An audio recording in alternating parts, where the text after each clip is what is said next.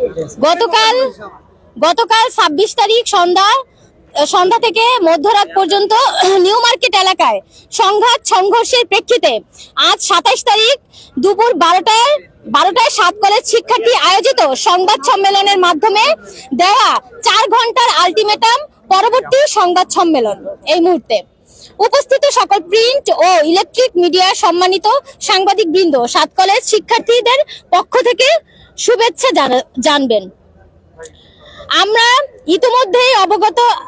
ইতিমধ্যেই অবগত আছেন যে গতকালকে ৭ কলেজের শিক্ষার্থীদের সাথে ঢাকা বিশ্ববিদ্যালয়ের প্রভিসি শিক্ষা মামুন আহমেদ এর অসৎ আচরণের জন্য ৭ কলেজের শিক্ষার্থীরা ন্যায্য দাবি নিয়ে রাজপথে শান্তিপূর্ণ অবস্থান কর্মসূচি পালন করছিল, কিন্তু আন্দোলন চলাকালীন সময়ে পুলিশের অসহায়তায় ঢাকা বিশ্ববিদ্যালয়ের শিক্ষার্থীরা ৭ কলেজের শিক্ষার্থীদের উপরে অতর্কিত হামলা চালায়। হামলায় আহত হয় ঢাকা কলেজের শিক্ষার্থী রাকিব ও আরজু সহ প্রায় অর্ধশতাধিক শিক্ষার্থী। এরূপ পরিস্থিতিতে ৪ ঘন্টা আলটিমেটাম দিয়ে ঢাবি প্রভিসির পদত্যাগ ও নিউ মার্কেট থানার ওসি এবং এসির প্রত্যাহার সহ ৬ দফা দাবি উত্থাপন করে আজ দুপুর ১২টায় একটি সংবাদ সম্মেলন করা হয়। কিন্তু দুঃখের বিষয় হলো ঢাকা বিশ্ববিদ্যালয়ের উপাচার্য আজকে বিকেল ৪টার দিকে একটি সংবাদ সম্মেলন করে আমাদের ৬ দফার এক দফা আংশিক মেনে নেয়, অন্য গুরুত্বপূর্ণ দাবি সমূহের দিকে আলোকপাত করেননি। আমরা এর তীব্র নিন্দা জানাই।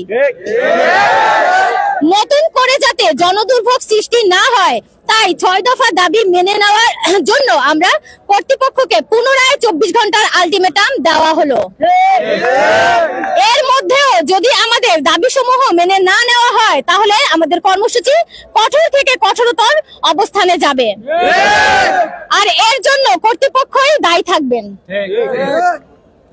এবং আমাদের প্রভিসির আমাদের যে বিশ্ববিদ্যালয়ের যে কমিটি গঠন হয়েছে সেখানে তিনি একজন সদস্য। তার পদত্যাগের সাথে সাথে আমরা এটা এই তো আর আচ্ছা স্মৃতি আক্তার ইডেন মহিলা কলেজ।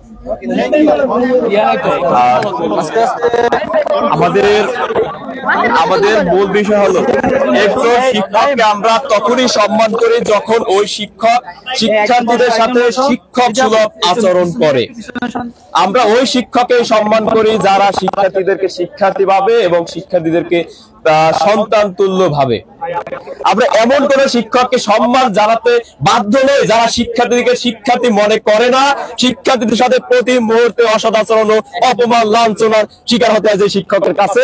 আমরা এমন শিক্ষককে কখনোই প্রশ্রয় দেই না।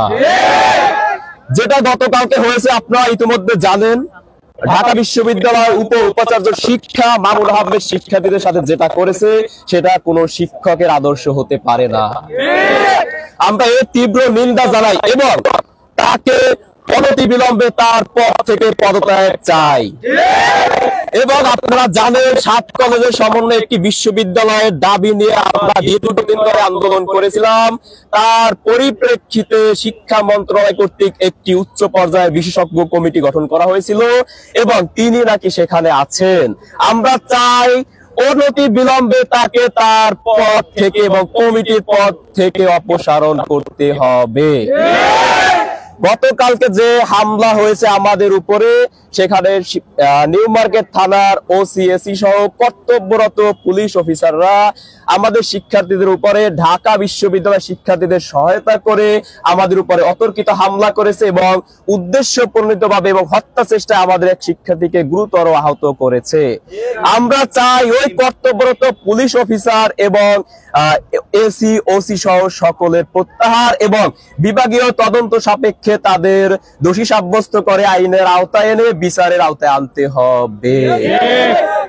আমরা ইতিমধ্যে ২৪ ঘন্টার একটি আলটিমেটাম দিয়েছি, যে আলটিমেটামে বলা হয়েছে এর মধ্যে ঢাকা বিশ্ববিদ্যালয়ের উপাচার্যের পদত্যাগ এবং উচ্চ পর্যায়ের বিশেষজ্ঞ কমিটি থেকে তাকে অপসারণ করা সহ ওসি এসির প্রত্যাহার এবং আমাদের যে দাবি দেওয়া আছে ৬ দফা দাবি অনতিবিলম্বে মেনে নিবে, না হলে ২৪ ঘন্টা পরবর্তী আমরা কঠোর থেকে কঠোর অবস্থানে যাব এবং এই কর্মসূচি কিন্তু ঢাকা ব্লকের কর্মসূচি হতে পারে।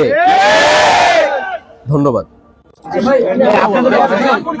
আমার নাম মোহাম্মদ মাইম হলদার, শিক্ষার্থী ঢাকা। এবং যদি এই 24 ঘন্টার মধ্যে না দেয়, আলটিমেটাম না দেয়, তাহলে কিন্তু পরবর্তীতে ভর্তি পরীক্ষা এবং ক্লাস পরীক্ষা, প্রশাসনিক কাজ কিছুই কিন্তু হচ্ছে না, 7 কলেজ কিন্তু তালা ঝোলানো থাকবে। ঠিক। আচ্ছা, এখন আপনাদের প্রশ্ন। নতুন পদক্ষেপ যদি আমাদের 24 ঘন্টার যে আলটিমেটাম দিয়েছে আমরা, যদি আমাদের দাবিগুলো, ন্যায্য দাবিগুলো না মেনে নেওয়া হয়, তাহলে আমরা এই কঠিন পদক্ষেপ নিতে বাধ্য হব। আচ্ছা, আমাদের আন্দোলন মেনে নিবে, এর থেকে কঠিন আন্দোলনে আমরা আপনাদের যদি কোনো প্রশ্ন থাকে বলতে পারেন। আপনার প্রশ্ন আছে, প্রশ্ন থাকবে।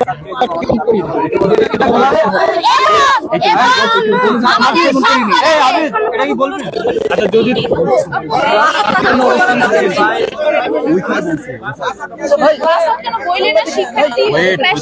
আচ্ছা, আপনাদের কোনো প্রশ্ন আছে?